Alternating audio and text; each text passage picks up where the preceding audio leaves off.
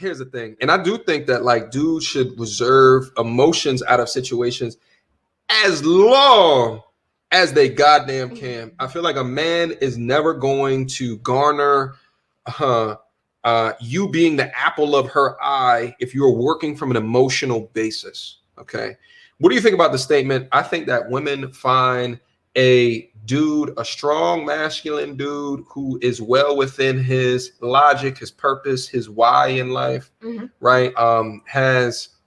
You ask him, you know, what do you like to do in life? And he can answer it succinctly because he has gone through, and he's not living like by everyone else's description of life, right? Like, but he creates it for himself. If you, right, I'm gonna get your initial thoughts. Yeah, no, I mean, that's absolutely something I appreciate in somebody. Okay.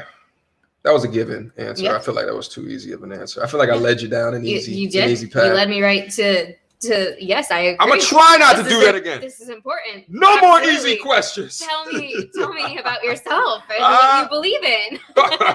No more easy questions. All right, we're going back in there. Either way is good. Yeah, so let me do this one. So poor money management and poor work ethic. That was actually one of the ones that it was in my list right in here. Here's what I wrote down in here. Can't answer basic financial questions, right? If you start talking about something and then she says, what's a 401k, right? Or if she says, oh, you pay your taxes? Yes. Oh, I've had this shit happen, right?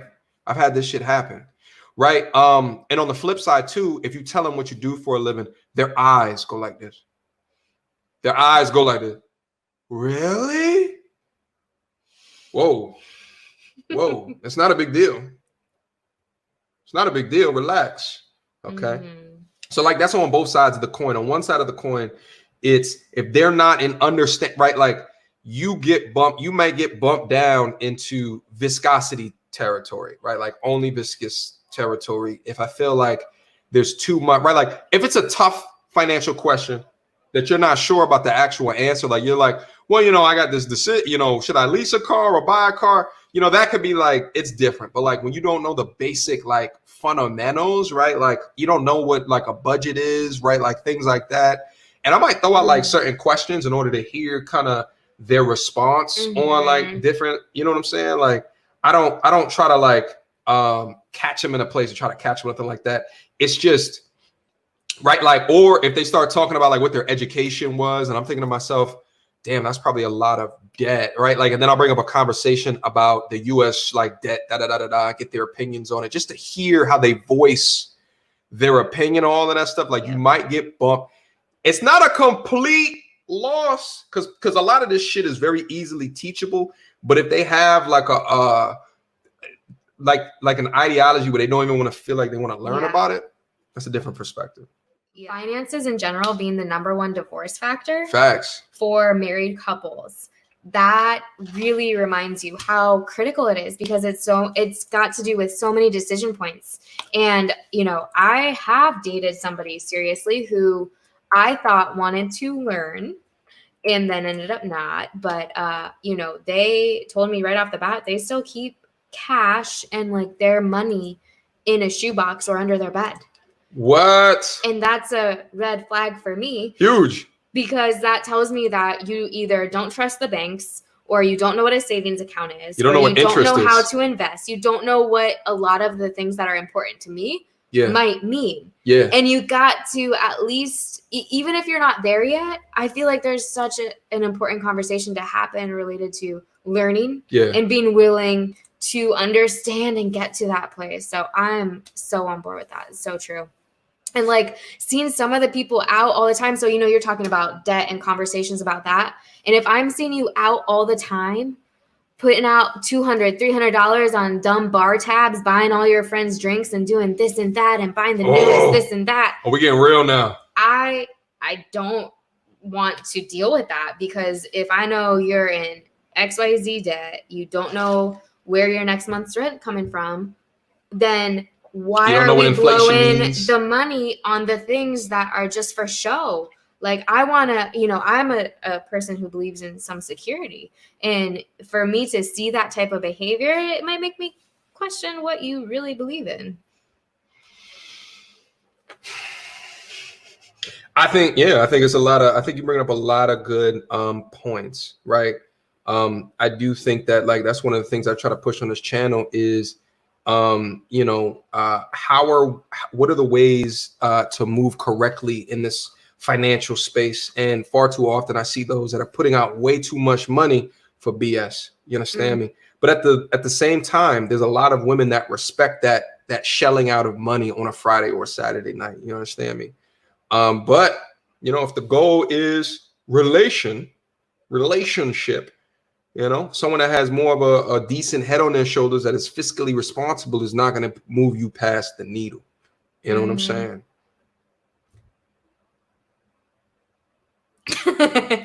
Yeah. She agrees. All right. Yep. Cool.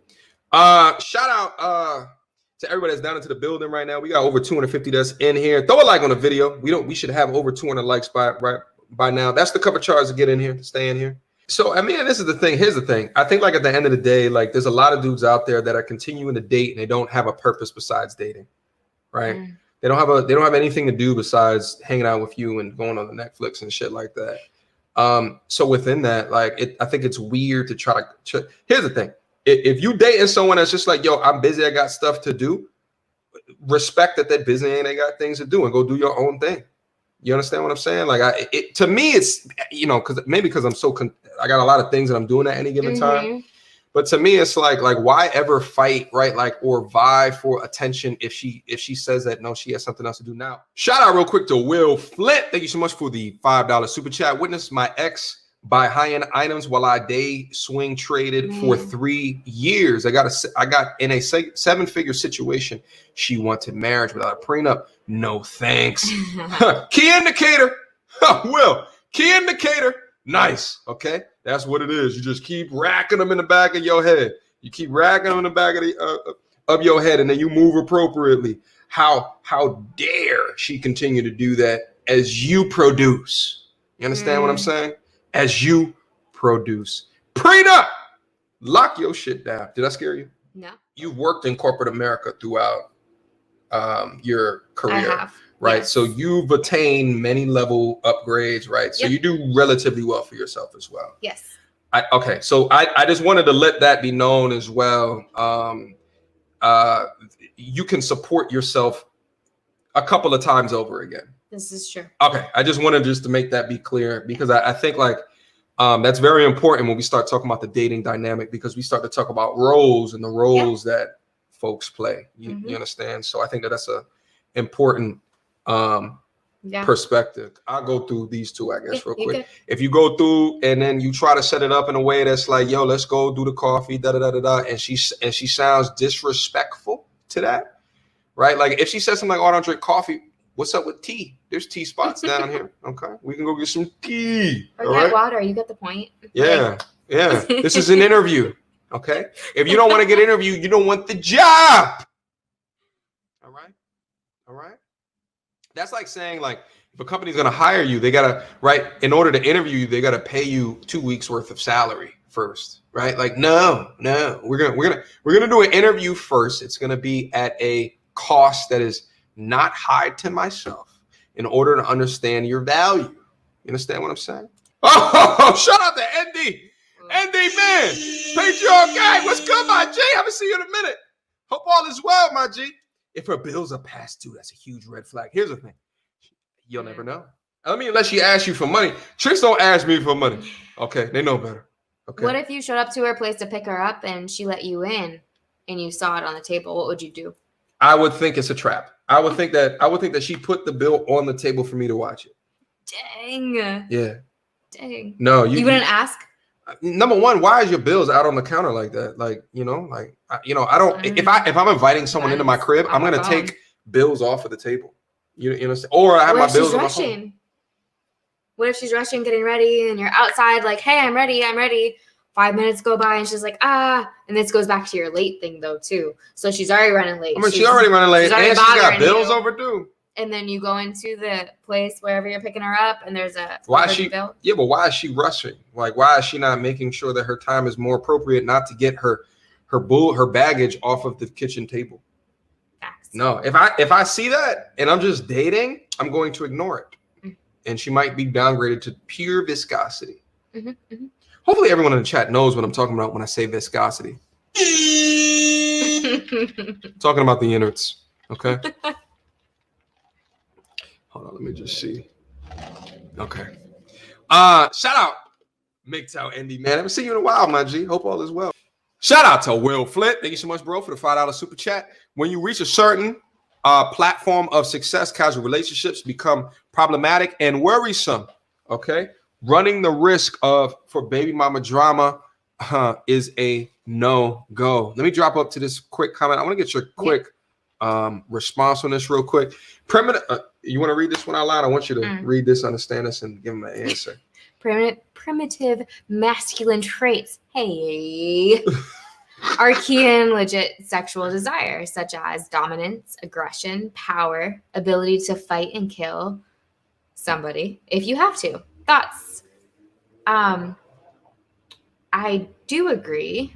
I guess the only reason that I am a little bit slow to respond is because I was actually just thinking as I got some more red cup that one of the things that I often wonder about is related to my typical independence and how I act as an independent female, in my opinion. So I often wonder if that inflicts negatively on this primitive masculine desire in general for a man to be the dominant one and take control and this and that. But I do agree that there is something refreshing in an odd way about feeling like I can relax a little bit and feel a little bit of that dominance come in, because I can say, I know damn well I'll take care of myself and I can do it just fine. But for you to then be a partner in that activity and then also to sometimes assert maybe a level of dominance or that power, there is something sexy about that. But there's a balance. There is a balance. As long as she's doing it in a way that's not putting you in danger, I would assume. Right? Because a lot of dudes who want to flex power, but it's in a risky way. Not in a risky way at all. And when I think about it, it's usually, to me, what it means is challenging my perspective, challenging what I thought was truth, and maybe saying, have you ever thought of it this way? Have you considered X, Y, or Z as it relates to maybe my job or a thought I had for school or something along those lines? Facts. There it is. They get alive. I appreciate the $5 super chat. Fantastic question. Okay. Fantastic question. Will Flint, thank you so much for the $5 super chat. When you reach a certain platform of success, casual relationships become problematic and worrisome. Yeah. Here's the thing. This is actually ranged true in my life as well. I think that the more success that I've driven, the more that I have to worry about being trapped, the more that I have to worry about of someone seeing me as a come up, as a lick, as an opportunity. You understand what I'm saying? But within that, I have never, this is funny, Viscosity. Shout out the Nels. Shout out the Nels. But here's the thing. I've been a very good deflector of bullshit throughout my life. Okay, why? Because I take this red flag shit and I implement it within my strategies going forward. Okay, as you guys start to work on and becoming into whoever it is that you want to be, and you start to see the wins on the wins on the wins. All right, do not let your ego over encumber. Do not let your ego over encumber reality. You understand what I'm saying? Let the red flags be the red flags. Okay, don't think it's because no, she's doing it because I'm awesome. That's the reason. No. Okay. The red flags would be the red flags. Use red pill methodology to know, love, and understand components of nature. If you don't, you're going to be up shit's creek with no paddle. Trust me.